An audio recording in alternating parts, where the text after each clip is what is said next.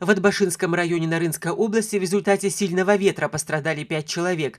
Трое из них госпитализированы. Об этом сообщили в полпредстве президента в Нарынской области. По их данным, среди пострадавших двое детей. Замгубернатора Нарынской области Шабдан Абдыраим Улу навестил пострадавших в больнице и оказал им материальную помощь.